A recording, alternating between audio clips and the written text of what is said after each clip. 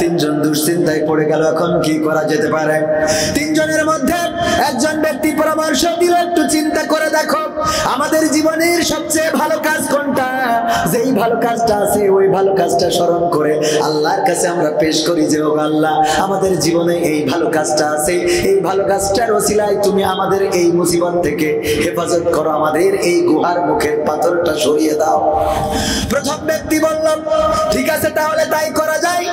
আল্লাহকে বলল, আল্লাহ তুমি তো জানো আমার বাড়িতে আমার মা এবং বাবা বৃদ্ধ এবং বৃদ্ধা মানুষ, তাদেরকে আমি আমার কর্ম রেখে যখন কর্ম সেরে বাড়িতে ফিরতাম, তারপরে আমি বকরি বা ছাগির দুধ দোহাতাম এবং দুধ দোহানোর পরে আমি আগে আমার পিতা মাতাকে খাওয়াতাম, তারপরে সন্তানদেরকে স্ত্রীদেরকে খাওয়াতাম। একদিন এমন হলো আমার বাড়িতে ফিরতে দেরি হয়ে গেল, এর মধ্যে আমার পিতা মাতা ঘুমিয়ে গেল। বাড়িতে যাওয়ার পরে আমি আমার গরু ছাগল বা বকরি তাদের দুগ্ধ দহন করলাম এবং সেই দুগ্ধ দহন করে মায়ের কাছে বাবার কাছে পৌঁছালাম। দেখলাম ঘুমিয়ে গিয়েছে, দেখলাম ঘুমিয়ে গিয়েছে। মা বাবা কষ্ট পাবে এই চিন্তা করে ডাকি নাই।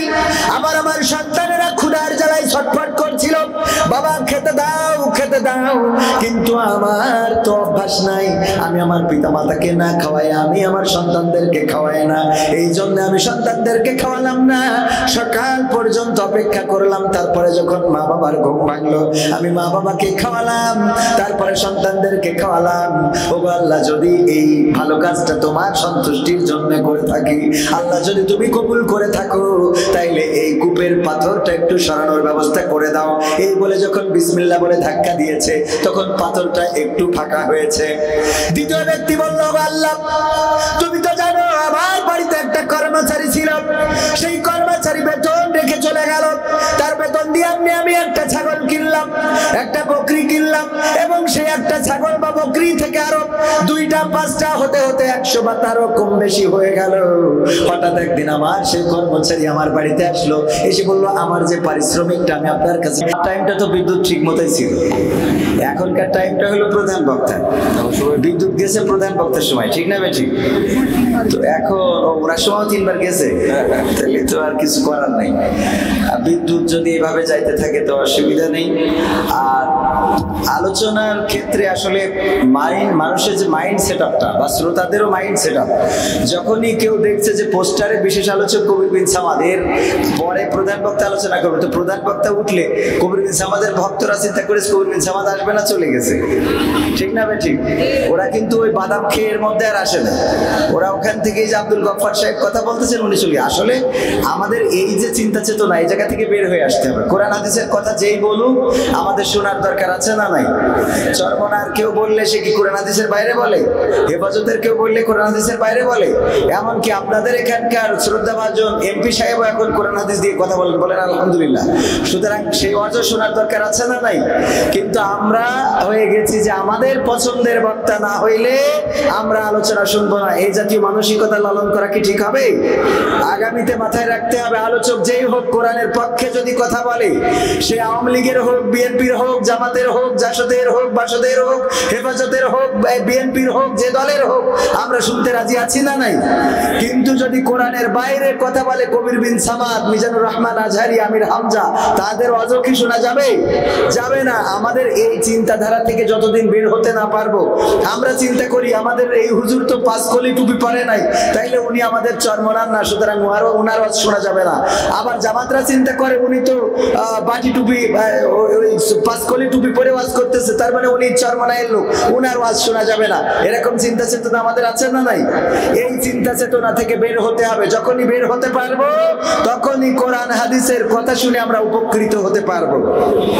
আর যতদিন এই জায়গা থেকে বের হতে না পারছি, ততদিন মাথায় রাখবেন আমরা ব্যক্তি পূজারী হয়ে যাচ্ছি, দল পূজারী হয়ে যাচ্ছি, ইসলাম পূজারী কেউ হচ্ছি।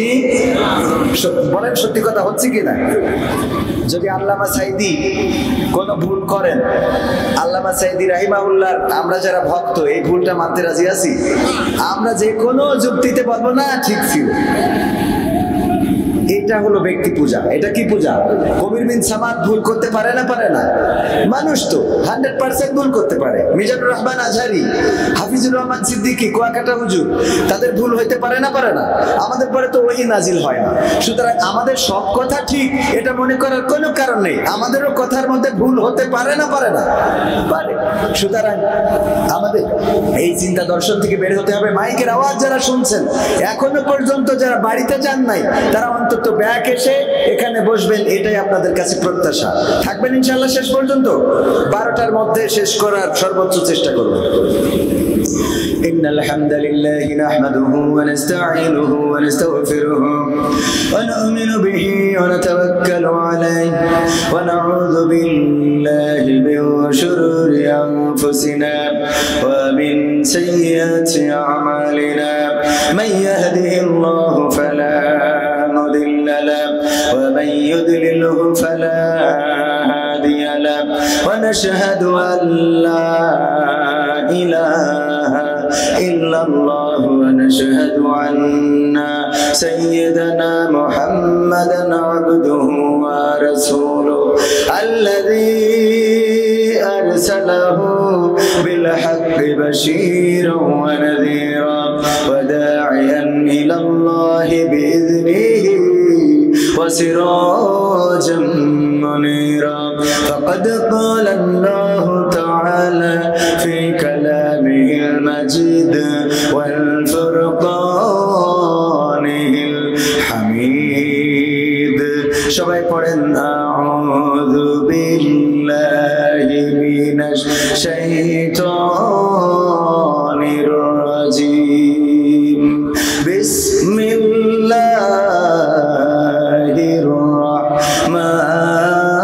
রাহমানির রাহিম আল-ইয়াওমা নাখতিমু আলা আফওয়াহিহিম ওয়া তুকাল্লিমুনা আইদিহিম ওয়া তাশহাদু আরজুলুহুম বিমা কানু ইয়াকসিবুন ওয়া ক্বালা আল্লাহু তাআলা ফি শানি হাবিবি ইন্নাল্লাহা ওয়া মালাইকাতাহু ইউসাল্লুনা আলান নবী ইয়া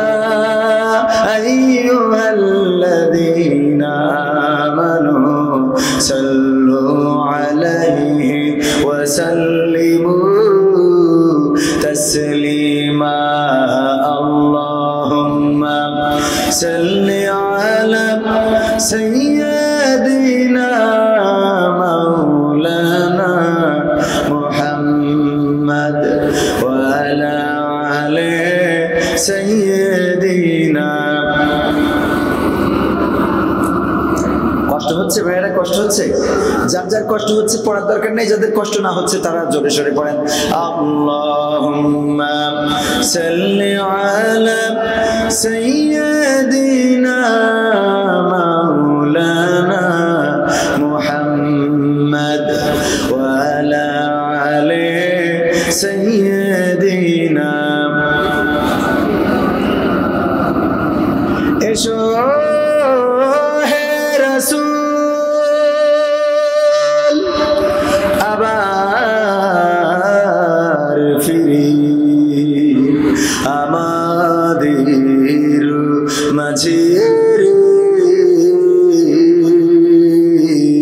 নতুন করে খুতবা দিতে কাবার মিনার পরে।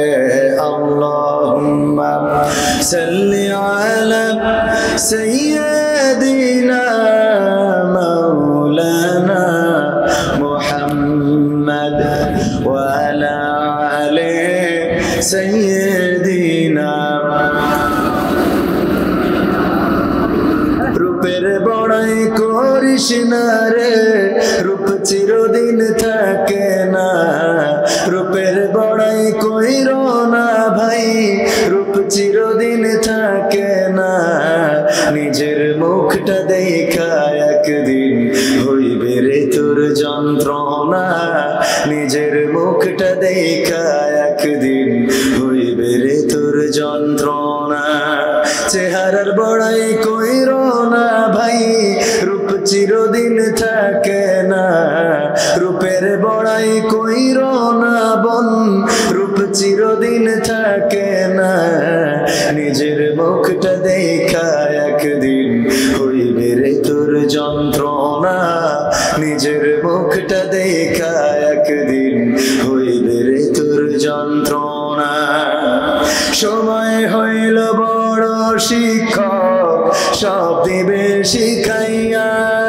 সুখের জীবন থাকবে না রে, দেখবে না কেউ চাইয়া। সময় হইল বড় শিক্ষক, সব দিবে শিখাইয়া। সুখের জীবন থাকবে না রে, দেখবে না কেউ চাইয়া। মরার আগে মরবি রে তুই, জ্বালা সইতে পারবি না। মরার আগে মরবি রে তুই, জ্বালা সইতে পারবি না। নিজের মুখটা দেখা একদিন হইবে রে তোর যন্ত্রণা। নিজের রূপটা দেখা একদিন হইবে রে তোর যন্ত্রণা। কিসের তো বড়াই তোমার মাটির দেহ লইয়া। ময়রা দেখো পোকামাকড় শেষ করবে সব খাইয়া। কিসের তো বড়াই তোমার মাটির দেহ লইয়া। ময়রা দেখো পোকামাকড় শেষ করবে সব খাইয়া। এই দুনিয়া ছাড়তে হবে, অহংকার আর কইরো না। এই দুনিয়া ছাড়তে হবে, অহংকার আর কইরো না। নিজের মুখটা দেখা একদিন হইবে রে তোর যন্ত্রণা। নিজের রূপটা দেখা একদিন হইবে রে তোর যন্ত্রণা। ক্ষমতার বড়াই কইরো না ভাই, চেয়ার চিরদিন থাকে না। ক্ষমতার বড়াই কইরো না ভাই, পাওয়ার চিরদিন থাকে না। নিজের মুখটা দেখা একদিন হইবে রে তোর যন্ত্রণা। নিজের মুখটা দেখা একদিন হইবে রে তোর যন্ত্রণা। আরেকটু জোরে বলা যাবে না? আরেকটু জোরে। রাত অনেক হয়েছে, তার অর্থ এই না যে একেবারে রাত পোহাই গিয়েছে। আর রাত বেশি হইলে আল্লাহ রাব্বুল আলামিন আসমানের নিচের দিকে চলে আসেন, ফেরেশতাদেরকে নিয়ে বসেন এবং দুনিয়ার খোঁজ খবর নেন ফেরেশতাদের মাধ্যমে। এর সম্বন্ধে জানা আছে না নাই? সুতরাং আমরা যদি রাত বেশি করি কোনো লস আছে? লস নাই। তবে বেশি রাত করাবো না। কাজের সময় মানুষের ক্ষেত খামারে অনেক কাজ, অনেক ব্যস্ততা, এর মধ্য দিয়েও যে আপনারা এখনো আছেন, এর জন্য আল্লাহর শুকরিয়া আদায় করছি, বলছি আলহামদুলিল্লাহ। আল্লাহর শুকরিয়া আদায় করার দরকার আছে না নাই? আল্লাহর শুকরিয়া আদায় করলে আল্লাহ নিয়ামত বাড়িয়ে দেন। দীঘা গ্রামবাসীর উদ্যোগে আয়োজিত বার্ষিক তাফসীরুল কোরআন মাহফিলের শ্রদ্ধাভাজন সভাপতি জনাব মাওলানা রেজাউল করিম সাহেব আমার শ্রদ্ধাভাজন, ওনার সম্মান রেখে আমি বাগাছেড়া ছাড়ি নাই। রাগ করেই বললাম যে আমি মাহফিলে যাচ্ছি না, আপনারা করেন, কই ফোন অফ করে রাখছি। কারণ আপনারা বলবেন এক, করাবেন আর এক, এগুলো তো ঠিক না। যা বলবেন তাই করাবেন, যদি না করি তখন আবার বাইন্দে থাকবেন, কোনো সমস্যা নেই। ঠিক আছে তো বাজান? কিন্তু যা বলবেন সেটার সাথে আল্লাহ রাব্বুল আলামিন বলে দিয়েছেন, ইয়া আইয়ুহাল্লাযীনা আমানু লিমা তাকুলুনা মা লা তাফআলুন। ওগো ঈমানদারেরা, এমন কথা বলো না যা তোমরা কাজে পরিণত করো না। কাবুরা মাকতান ইনদাল্লাহি আন তাকুলু মা লা তাফআলুন। আল্লাহর কাছে এটা অত্যন্ত ঘৃণার বিষয় যে তোমরা যা মুখে বলো তা কাজে পরিণত করো না। সুতরাং আমরা যদি কাজে পরিণত করতে অক্ষম হই, তাইলে এই সমাজকে কিভাবে পরিবর্তন করব? ঠিক না বেটি? অনেকেই বলবেন যে ভাই মাহফিলে লোক আসে না, শ্রোতা হয় না। হওয়ার দরকার নাই তো। আমার মাহফিলে আমির হামজা ভাই এসেছিল, অনেকেই জেনে থাকতে পারে। জানেন কেউ যে আমাদের গ্রামে আসছিল? দু একজন জানেন। যারা অনলাইন অ্যাক্টিভ তারা অনেকেই জানেন। আমি প্রচার করি নাই আমির হামজা ভাই আসবেন। উনি এসেছেন, মাহফিলে শ্রোতা অল্প, যা ছিল আলহামদুলিল্লাহ। আমাদের প্যান্ডেল ফিল আপ ছিল, কারণ পোস্টারে ওনার নাম নাই, প্রচারে ওনার নাম নাই। হঠাৎ করে মানুষেরা পরের দিন আমাদের যারা মাহফিলে জড়িত ছিল, আওয়ামী লীগের, বিএনপির, জামাতের, জাসদের, বাসদের যারাই ছিল সবাই এক মানে, আরে ভাই তোমরা মাহফিলে আমির হামজাকে নিয়ে আসছো, কই বলো নাই তো? কইলাম বলতাম কেরে, আপনি আসবেন কোরআনের মাহফিল শোনার জন্য, আমির হামজা আসবে না, হাফিজুর রহমান সিদ্দিকী আসবে, এত বিচার করার তো দরকার নাই। দরকার আছে? কোরআনের মাহফিলে আসবেন, বসবেন, শুনবেন, এখানে বসলে সওয়াব আছে না নাই? এই জন্য কথা সব সময় মাথায় রাখতে হবে যে আমাদের কথার সাথে কাজের মিল আমাদের যদি না থাকে তাহলে এই সমাজের পরিবর্তন আসবে না। মাহফিল দিয়েছি, যাদের ওয়াজ করার কথা তারা করেছে, এক্সট্রা আমির হামজা ভাই এসেছে, এটা ছিল বোনাস। আপনারা বোনাস পাইছেন, যারা মনে করেছেন যে লোক চিনে আসবেন তারা আজকে লস খাইছেন, বুঝেননি?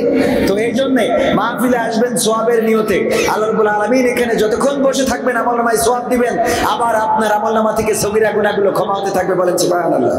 শুধু তাই নয়, এই মাহফিলে যারা আসবেন বলবেন, এটা নাজাতের ওসিলা হয়ে যেতে পারে, মুসিবতে এই মাহফিলটা আপনার কাজে লাগতে পারে। সারাটা জীবন কি করেছেন কি করেন নাই, আজকের এই রাতের মাহফিলটা আল্লাহ রাব্বুল আলামিনের কাছে যদি কবুল হয়ে যায়, এই মাহফিলের ওসিলায় জীবনের বড় বড় মুসিবত আল্লাহ পার করে দিতে পারে না, পারে না। প্রমাণ নিবেন, বনি ইসরাইলের তিনজন যুবক রাস্তায় চলছিল, হঠাৎ ঝড় বৃষ্টি শুরু হয়ে গেল, একটা কূপের মধ্যে, গুহার মধ্যে আশ্রয় নিল। সেই গুহার মধ্যে আশ্রয় নেওয়ার পরে আল্লাহ রাসূল সাল্লাল্লাহু আলাইহি ওয়াসাল্লাম সাহাবীদেরকে ঘটনাটা শুনিয়েছেন, বনি ইসরাইলের জামানার ঘটনা। আল্লাহর নবী বলছেন, তিনজন যুবক যখন ওই গুহার মধ্যে আশ্রয় নিল, উপর থেকে একটা পাথর গড়াতে গড়াতে এসে গুহার মুখে বেঁধে গেল, গুহার মুখটা আটকে দিল। তারপরে যখন ঝড় বৃষ্টি থেমে গেল অথবা সকাল হয়ে গেল, ওই যুবকেরা ওই পাথরটা সরানোর চেষ্টা করলো, কিন্তু পাথরটা সরে না। তিনজনে একসাথে ধাক্কা দিল, জোরে বলো হেইয়ো, আরো জোরে হেইয়ো, তালে তালে হেইয়ো। কোন হেইয়ই যখন কাজ হলো না, তিনজন দুশ্চিন্তায় পড়ে গেল, এখন কি করা যেতে পারে। তিনজনের মধ্যে একজন ব্যক্তি পরামর্শ দিল, একটু চিন্তা করে দেখো আমাদের জীবনের সবচেয়ে ভালো কাজ কোনটা, যেই ভালো কাজটা আছে ওই ভালো কাজটা স্মরণ করে আল্লাহর কাছে আমরা পেশ করি যে ও আল্লাহ, আমাদের জীবনে এই ভালো কাজটা আছে, এই ভালো কাজটার ওসিলায় তুমি আমাদের এই মুসিবত থেকে হেফাজত করো, আমাদের এই গুহার মুখের পাথরটা সরিয়ে দাও। প্রথম ব্যক্তি বলল ঠিক আছে তাহলে তাই করা যায়। আল্লাহকে বলল, আল্লাহ তুমি তো জানো আমার বাড়িতে আমার মা এবং বাবা বৃদ্ধ এবং বৃদ্ধা মানুষ, তাদেরকে আমি আমার কর্ম রেখে যখন কর্ম সেরে বাড়িতে ফিরতাম, তারপরে আমি বকরি বা ছাগির দুধ দোহাতাম, এবং দুধ দোহানোর পরে আমি আগে আমার পিতা মাতাকে খাওয়াতাম, তারপরে সন্তানদেরকে, স্ত্রীদেরকে খাওয়াতাম। একদিন এমন হলো আমার বাড়িতে ফিরতে দেরি হয়ে গেল, এর মধ্যে আমার পিতা মাতা ঘুমিয়ে গেল। বাড়িতে যাওয়ার পরে আমি আমার গরু, ছাগল বা বকরি তাদের দুগ্ধ দহন করলাম, এবং সেই দুগ্ধ দহন করে মায়ের কাছে, বাবার কাছে পৌঁছালাম। দেখলাম ঘুমিয়ে গিয়েছে, দেখলাম ঘুমিয়ে গিয়েছে। মা বাবা কষ্ট পাবে এই চিন্তা করে ডাকি নাই। আবার আমার সন্তানেরা ক্ষুধার জ্বালায় ছটফট করছিল, বাবা খেতে দাও খেতে দাও, কিন্তু আমার তো অভ্যাস নাই, আমি আমার পিতা মাতাকে না খাওয়াই আমি আমার সন্তানদেরকে খাওয়াই না, এই জন্য আমি সন্তানদেরকে খাওয়ালাম না। সকাল পর্যন্ত অপেক্ষা করলাম, তারপরে যখন মা বাবার ঘুম ভাঙলো আমি মা বাবাকে খাওয়ালাম, তারপরে সন্তানদেরকে খাওয়ালাম। ও আল্লাহ, যদি এই ভালো কাজটা তোমার সন্তুষ্টির জন্য করে থাকি, আল্লাহ যদি তুমি কবুল করে থাকো, তাইলে এই কূপের পাথরটা একটু সরানোর ব্যবস্থা করে দাও। এই বলে যখন বিসমিল্লাহ বলে ধাক্কা দিয়েছে, তখন পাথরটা একটু ফাঁকা হয়েছে। দ্বিতীয় ব্যক্তি বলল, আল্লাহ তুমি তো জানো আমার বাড়িতে একটা কর্মচারী ছিল, সেই কর্মচারী বেতন রেখে চলে গেল, তার বেতন দিয়ে আমি একটা ছাগল কিনলাম, একটা বকরি কিনলাম, এবং সেই একটা ছাগল বা বকরি থেকে আরো 2টা 5টা হতে হতে 100 বা তারও কম বেশি হয়ে গেল। হঠাৎ একদিন আমার সেই কর্মচারী আমার বাড়িতে আসলো, এসে বলল আমার যে পারিশ্রমিকটা আমি আপনার কাছে পাইতাম সেটা দিয়ে দেন। আমি বললাম দেখো তোমার পারিশ্রমিক দিয়ে একটা ছাগল বকরি কিনেছিলাম, সেটা এখন 1টা থেকে 100টা বা তারও কম বেশি হয়ে গেছে, ওই যে ছাগলের পালটা দেখো ওই পালটাই তোমার, তুমি নিয়ে যাও। সে বলল আপনি কি আমার আমার সাথে মশকরা করতেছেন। বললো না, আল্লাহর কসম মশকরা করি না, আমি তোমার বেতনের টাকা দিয়েই ওই ছাগলের পালটা করেছি, এটার অধিকার তোমার, তুমি নিয়ে যেতে পারো, ওটাতে আমার কোনো অধিকার নাই। ওই লোকটি সমস্ত ছাগল বা বকরি যা ছিল সবগুলো নিয়ে গেল, একটাও রেখে গেল না। ও আল্লাহ, আমি শুধুমাত্র তোমার সন্তুষ্টির আশায় তোমার জন্য আমি তার পারিশ্রমিকটা গোটাটাই দান করে দিয়েছিলাম। আল্লাহ, তুমি যদি চাও আজকে এই ভালো কাজের ওসিলায় পাথরটা সরাতে পারো। বিসমিল্লাহ বলে ধাক্কা দিয়েছে, পাথরটা আর একটু সরে গেছে, কিন্তু এখনো বেরোনোর মতো হয় নাই।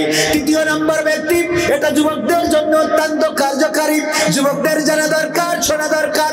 আমার কলিজার টুকরা যারা, যাদেরকে বড় ভালোবাসি, ও যুবকেরা একটু কান খুলে শুনে নাও।